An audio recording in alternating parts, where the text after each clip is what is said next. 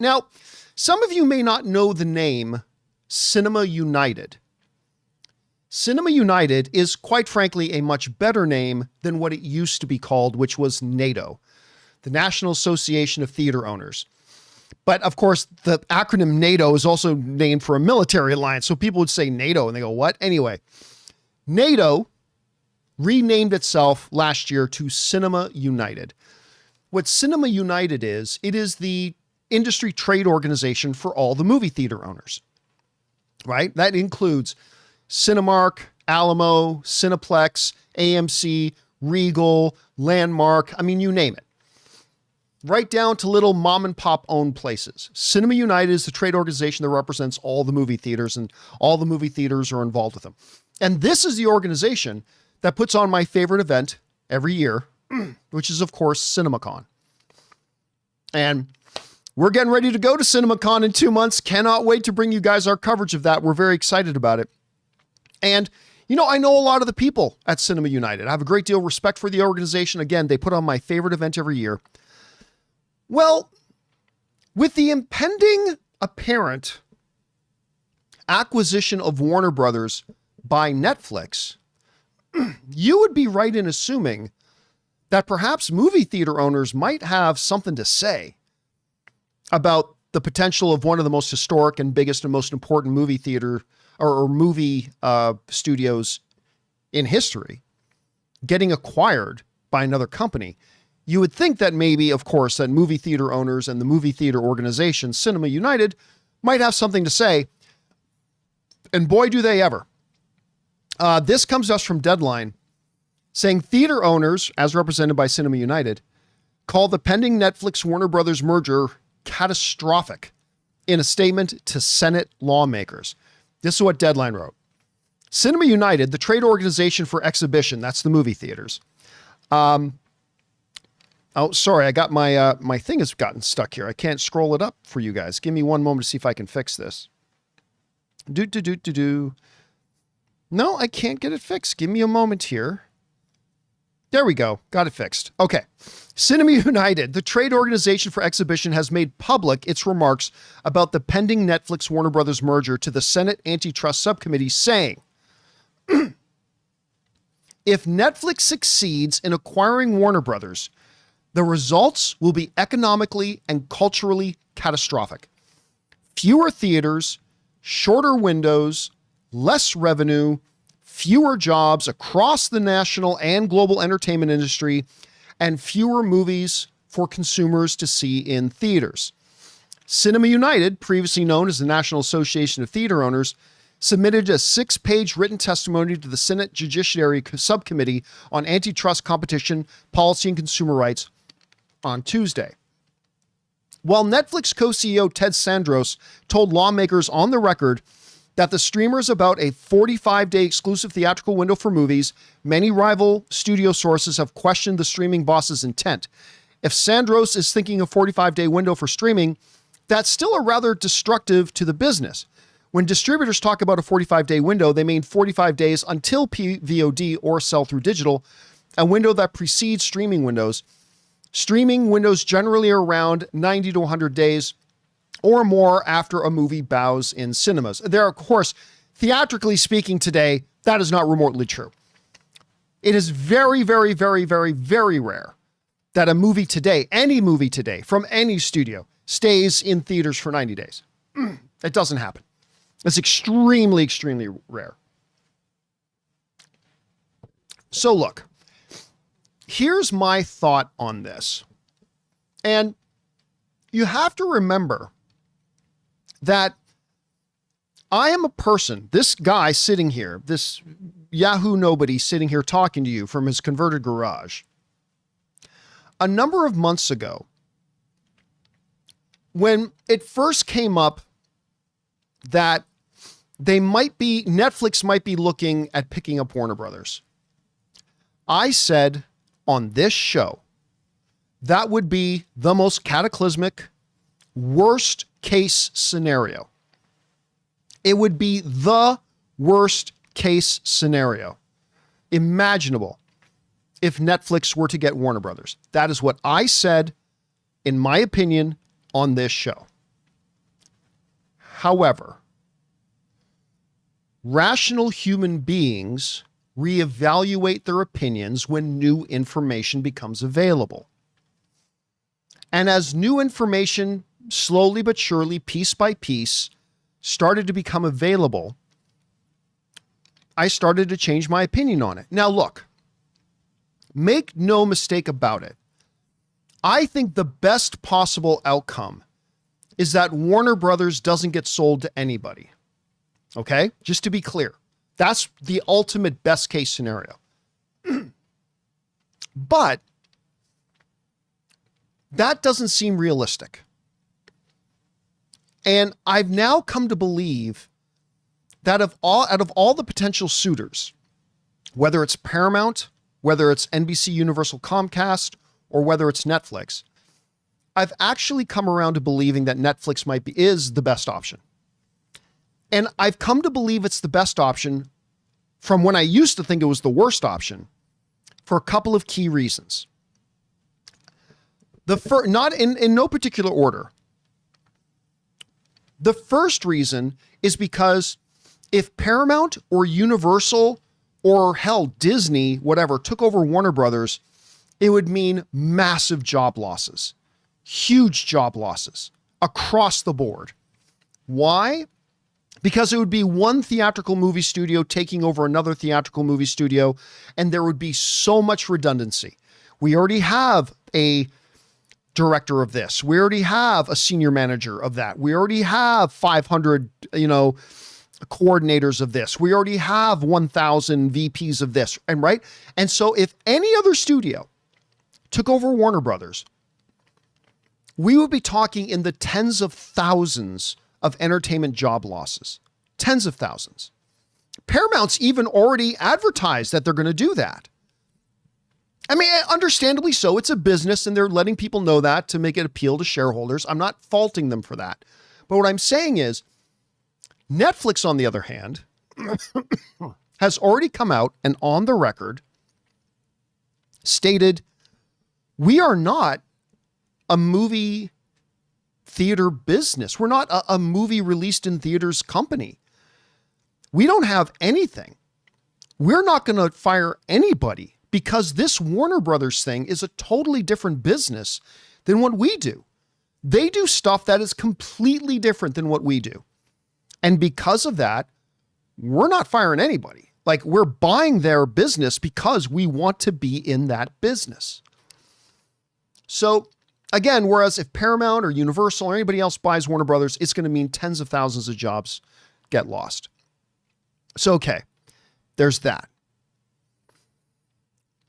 The other main reason I have kind of evolved my thinking around to believing out of all the available options, other than Warner Brothers just staying independent, that Netflix acquiring them is the best case scenario, is because, and you guys have heard me say this before, I firmly trust in the greed of other people, particularly corporations.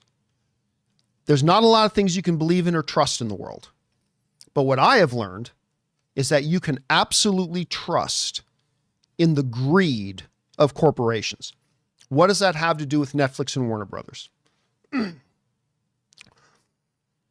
I believe when you sit down and look at everything Ted Sarandos has said, and when you sit down and really think about the nature of Netflix and the nature of Warner Brothers and the nature of the industry as a whole right now, it is absolutely in Netflix's best interests. It is in the interest of their greedy little bosses that Warner Brothers exists as and thrives as a theatrical motion picture company. It's in their best interests. You know, one of the things that Ted Sarandos said, which just makes total sense, he says, look, we have all the content in the world.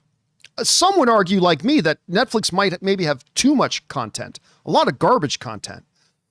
And they're terrible at making movies. Oh my God. Like Netflix original films, maybe 1 out of every 50 is any good. But Ted Sarandos says, look, the reason we want Warner Brothers is because that's a business we're not in. We want to be in that business, but we don't have the expertise to be a theatrical motion picture company. We don't have the distribution architecture in our business. We don't have any of that. If we can buy Warner Brothers, we are instantly in that business. We've got some of the best movie executives in the world. We have one of the most calculated, intricate, and exhaustive distribution channels on the planet in the industry. We get all that right away. We believe we can make money with Warner, like we can't make money with Netflix movies in theaters because we suck, but we can make money with Netflix movies or with Warner Brothers movies in theaters with their theatrical windows, because that's how we're going to make our money. And then when we do launch those on HBO or Netflix, we're going to have more success. And he's right. See, here's the thing. A lot of people say, I've seen a lot of people see this, and I'm hearing it from the folks over at Cinema United as well, which is, well, we don't know that we think Ted Sarandos is lying about keeping a 45-day window. But why? It would literally not be in his best interest not to keep a 45-day window. Guys, we want to take a second and thank the sponsor of today's episode, PrizePicks. Well, the big game is almost here, and there's no better way to cash in during America's biggest sporting event than with PrizePicks, where it always feels good to be right. With the football season coming to a close, this is your last chance to jump into football action before next year, and PrizePicks is making it easy by giving you $50 instantly in lineups when you play your first $5 lineup. What I've always loved about PrizePicks is how simple it is. You're just picking more or less on player projections, building your lineup, and rooting at home while you watch the game. I also really like their early payouts feature. If a player gets off to a hot start, you can cash out before the game even ends. And with the new social feed, you can follow other players, copy lineups that you like, or use them as inspiration for your own. So don't miss out. Download the PrizePicks app today and use the code CAMPEA to get $50 in lineups after you play your first $5 lineup. That's code CAMPEA to get $50 in lineups after you play your first $5 lineup. PrizePicks. It's good to be right. They're not spending 70-something billion dollars just to get 12 more movies a year. That you don't spend 70+ billion dollars just so you can get 12 more movies a year when you already put out like 100 movies a year on your streaming network. You only spend 70-something billion dollars if you truly want to acquire a different business model. So Netflix will always be Netflix. Netflix is always going to do its thing.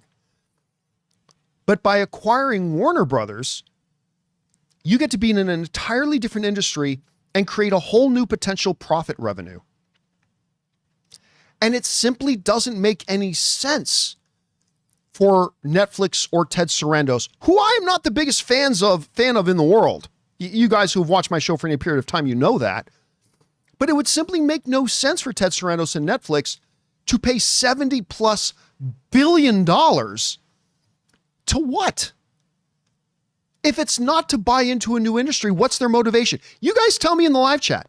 What's the motivation? You know, I've heard some people say, "Oh, John, they want the catalog. They could buy the catalog for a lot less money.